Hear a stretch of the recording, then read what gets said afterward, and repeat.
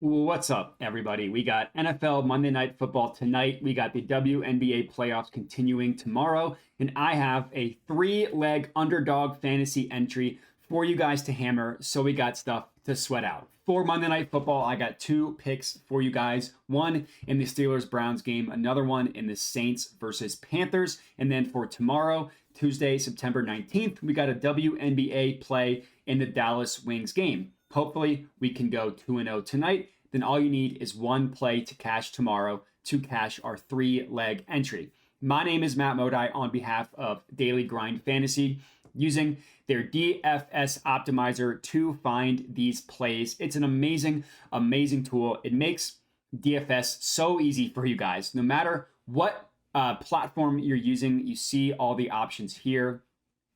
Reading it is so easy. It just goes from player name down to the actual play you are taking. Percent odds to hit. We'll get into that, excuse me. All you need to know is that green equals good. And then if you want to compare odds with all the other sports books, you can right here.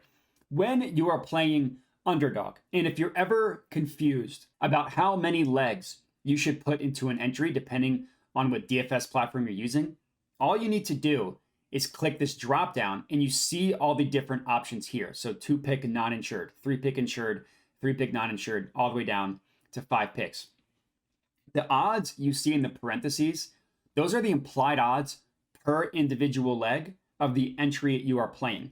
So as we can see, 2 and 3 picks, not that good. Excuse me, 2 picks non-insured, 3 picks insured. That part's important. 3 picks with insurance, not good. 3 picks without insurance, pretty good. Applied odds of -122. So when you are playing Underdog, as you can see from the odds here, you should either be playing 3 picks without insurance or any really semblance of a 5-pick one, with 5 picks with insurance being the best odds. But for this one, I have 3 for you guys to play, as I mentioned. And then another important factor. So we know that, all right, we should be playing 3 and 5 picks on Underdog, 3 without insurance to be specific. From there, the strategy of finding plays to put into Underdog, and this is the same case for Prizepicks and all the other ones, all you want to do is maximize your win percentage. Because guess what? When you're playing 3-pick non-insurance, you're always going to get the implied odds of -122. No matter what plays you add, no matter whether you take the over or the under or whatever, it's always going to be -122. So if you can find plays that have a win percentage basically above 54, regularly this is about the lowest you want to go, 54.8%. As you can see, it's in the yellow. The 55 is in the green. As long as your entry is above the implied odds of -122, you're good to go. But even the higher the win percentage goes, you're not paying for any extra juice. And think about how different that is from the actual sports books, right? From the FanDuels and the DraftKings of the world. If they deem a play likely to hit, -136, -130, -135. They're juicing it pretty high, -142. Underdog doesn't do that. So you need to keep in mind the 2 strategies when you're playing DFS is understand how many picks you should put into one entry. And then from there, all you want to do is maximize your win percentage. And then in terms of using the tool, we can walk right through it. Our first leg, Arik Ogunbowale. I don't want to totally butcher her name. Arike Ogunbowale. We're taking her to go under 5 assists. Player name, stat, over/under, and the Underdog line. So this is an example of a line discrepancy. The reason why I know that is this next column right here. Sportsbook line, priced at 4.5. So Underdog has it at 5. The sportsbooks have it at 4.5. Because the sportsbooks have this priced below the Underdog number, that creates value on the under, right?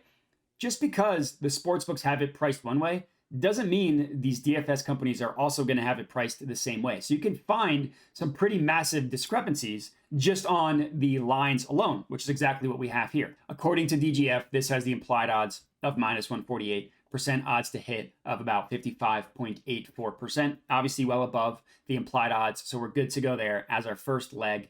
Next up, and now we're getting to Monday Night Football tonight, we're taking Jaylen Warren to go over 7 player rushing attempts. This is the same exact logic. It is a line discrepancy.